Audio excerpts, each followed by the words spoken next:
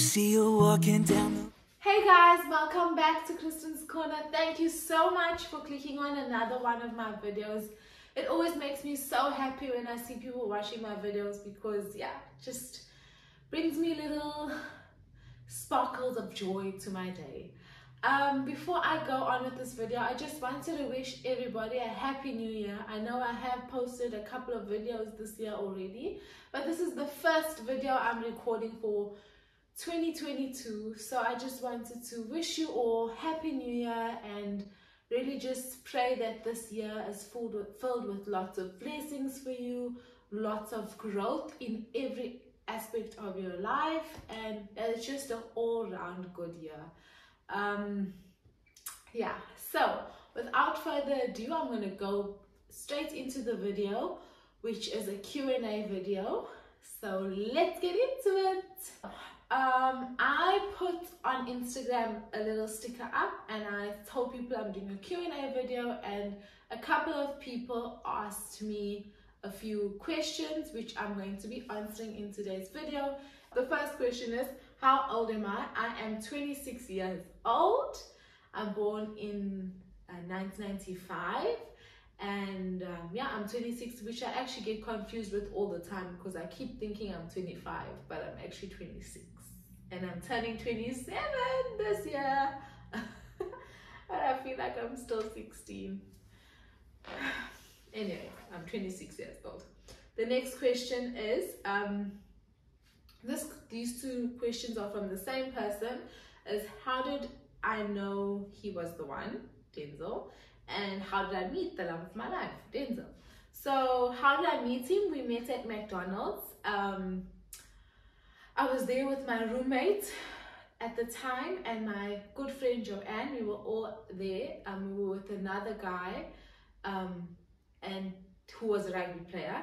And so Denzel and his roommate, what is his roommate's name? His name was Titis, but I'm trying to, Demetrio. They came to greet the guy that we were with, the rugby player, and then they obviously greeted all of us, and from there we kind of all became like a group of friends. It was really nice. We would go to church together and just hang out together, watch rugby together. It was really nice, and eventually, you know, Denzel and I started liking each other, and the rest is history. So yeah, that's how we met. And how did I know that he was the one? I think that over a period of time of getting to know the person, you realize that, okay, this is somebody special, and that yeah, like they mean a lot to you. They're very, very special to you. You want to grow with them, you want to get to know them, and you want to do life with them. So for me, the moment that I knew that Denzel was special, I was sitting next to him, and we were standing and we were worshiping, and I had opened my eyes while we were singing the song, and Denzel was next to me. This big giant was next to me, and he was just like worshiping God very intensely and like very intensely, which was very rare for me to see, like a guy worshiping God like that. Like you see girls a lot of the time, but especially a guy, like a young guy like my age, you know. So, and that's when I was like, okay, he loves God. This is a really special guy. Like he's a really, really nice guy. So that was like kind of my moment of being like, whoa, Khristen, you've got a gem here. This is a good guy. He's a good one. He's a keeper. And it's not like anything hyper spiritual. It was just like a moment where I thought like, whoa, okay, this is nice. Like, wow, I liked him as a person, you know, before I saw this side of him, but seeing that he is like this, it's making me like him even more. Oh, I was so young. But yeah, and that was one of the moments where I realized that he was special. And obviously, as I got to know him more and more, I just realized how special he was as an individual. And then also, like, how he made me feel very special also played a big role. So yeah, that's how I knew. I don't know if he even knows that story. But yeah, he'll find out when he watches this video.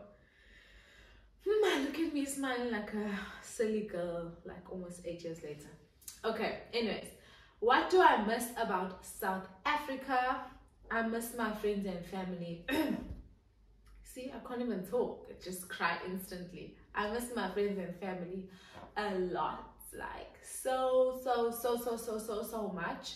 I don't really allow myself to think about it too much because I will get really emotional and probably fall into like, I guess like, I hate to use the word depression loosely because it's such a serious thing, but I would really fall into like a deep sadness if I thought about how long it is going to be till I see everyone again. But yeah, I miss my friends and family a lot. And yeah, it's really, I think that's probably the most difficult thing about living away from home. But yeah, I miss them a lot, and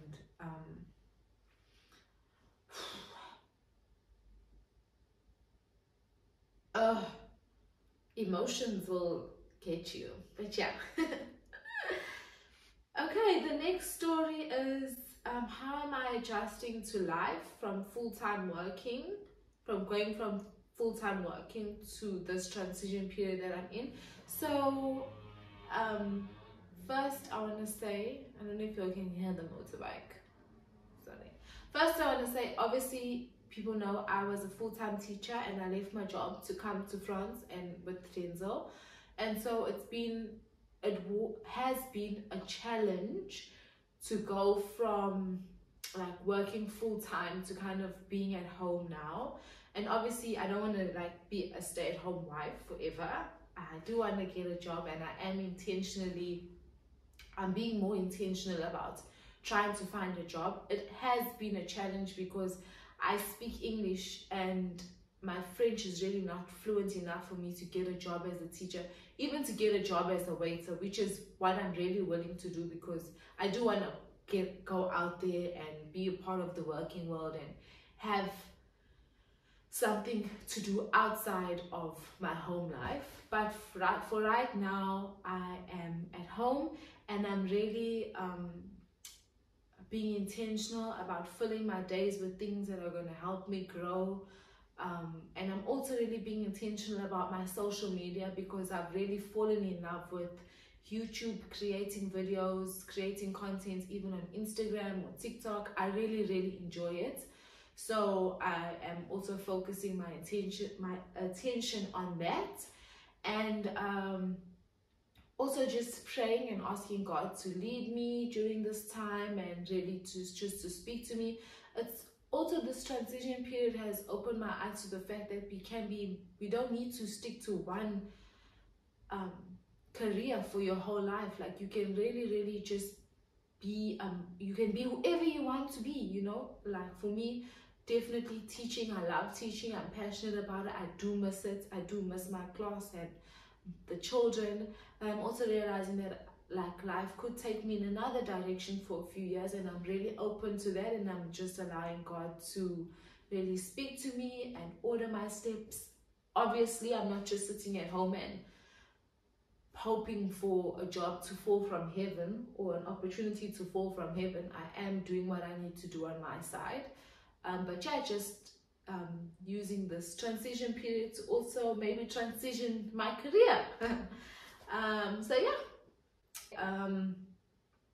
funny story or experience living in France. So funny story or funny experience, obviously I had that one video which I'll link, I'll put a pop-up here, of when Denzel and I got stuck in the train from Toulouse to Agen. We had gone shopping in Toulouse and we were on our way back, and the train got stuck for like, I don't know, 6 hours or something crazy like that. So that was like probably the most hectic experience we've had in France. But something funny that continually keeps happening to us is that we keep forgetting about the restaurants and shops that close sometimes during like specific hours. Most of the time is like midday. They close like between like 1 or 2 and then open again at 6 or 7. And we've been caught a couple of times where we want to go to a restaurant to eat out, or we need to go do something and the store is closed, and we're like, oh my gosh, we forgot again. So yeah, that's something a bit funny-ish. It's not really funny sometimes in the moment, but funny that we still need to get used to. So yeah, those are some funny-ish stories about South Africa that we've had happen to us here in France. How is the transition from living in South Africa to France being? It's been a really good transition. Of course, we miss family and friends, we miss the community that we kind of built in like South Africa, but the people here are so nice. They've really helped, and they've really been like such a blessing, and they've really made the whole transition a lot easier for us. It really has been good. Of course, there is things like when I went to the store the first time, I think the first 2 times I went to the shop, I wanted to just burst out in tears because I didn't understand the labels. I didn't understand where the prices were. I didn't know where to find the things in the shop. I think we were in the shop for like 4 hours the first time. And we didn't even buy a lot of things. Oh my gosh. But now I'm used to everything, and it's gotten a lot better. And that's the thing, whenever you're doing something new, the first few times it's gonna feel overwhelming, but then it becomes your new normal, and it's like, oh, this was daunting to me. So yeah, it's been really good for the most part. Let's see, I think the last question, what is married life? What have you learned or wish you knew beforehand? So what is married life? Married life is partnership personified. You have this person that is just with you through everything, you know. You guys are with each other on the good days, on his good days, on your good days, but also on your bad days and his bad days, and you guys are just there with each other, you know. You're there to do the mundane tasks together and the exciting things together. It's just partnership, and for me that's been really great. I think that obviously I haven't even been married for a year yet, so maybe I will have a different word for marriage in a year's time or whatever, but for right now it's just the beauty of partnership and just having somebody that's with you from the moment you wake up, the same person that you see before you go to sleep. So yeah, that's really beautiful, and yeah, it's so much fun. I think the world kind of makes marriage seem like this thing that's meant to tie you down, but there's so much freedom in marriage, and I think that yeah, the world just gives marriage kind of like this negative thing, this negative connotation, when it's really not that. Of course there's hard times and hard things to get through, but it's really beautiful, and it's really something special that God has created for me. What have I learned about marriage? So one of the biggest things, obviously I've learned so much, like so much so much. I've learned so much, but one of the biggest things that I've learned, and I'm still learning, is it really hit me one day. I can't remember, I must have been changing bedding or something. I can't remember what I was doing, but I was doing like a very wifey task, and I was like, oh my gosh, Khristen, you are the homemaker of this home.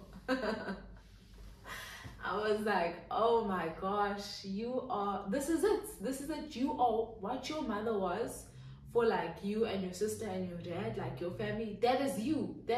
You are that girl. You are the homemaker. You need to make sure that, you know, things are in order, washing is being done, the house is in order. And that, okay, yes, of course, I mean it in a lot of sense of like tasks that need to get done in the house, but also like beyond that, like the way the family, when I say family, I mean like ins and out, the way things are run, how smooth things are going in our house is really up to me and how I plan and prepare for us. And then also in the spiritual aspect, to make sure that I'm praying for us and really seeking God and really being a good wife in a spiritual sense, you know, like praying for us, praying for our future, praying for all the different things. So yeah, just realizing the grandness of this task that I now have and this role that I'm basically going to be playing forever. I don't know if the things that I think in my head make sense sometimes, and I hope that whoever is watching this does not think that I'm crazy. And I do know also, just want to add, I am very newly married, and I'm very new at being a wife and at the whole thing. So things that I think now, I might not think in a year's time, or I might have developed it in a more new way. So don't judge me for how I just answered this question, because it's just where I'm at right now. Okay, so yeah, that is the end of the Q&A. There weren't tons of questions, but yeah, those are the questions that I had, and I was very happy to answer them because they were so diverse and really just gave you, my audience, some input in a video, which is really fun. I definitely will do this again. Maybe in the second half of the year I can do another Q&A. And yeah, thank you so much for watching. If you made it this far, I really want to ask you very kindly to please share my videos. I really want to grow. As I said to you, I really love social media, and I really want to grow on this platform and all of my other platforms. So I would really appreciate it if you would like this video, comment down below some thoughts or opinions that you have of things that I shared, video ideas that you have for me, and please share this with your friends and family on WhatsApp, Instagram, Facebook, all the things, because that will really help me grow and make this Khristen Corner family just get bigger and bigger. So yeah, thank you so much for watching, and I will see you guys in the next video. A Mona Lisa. Everyone's lining up to see her. There must be something about her.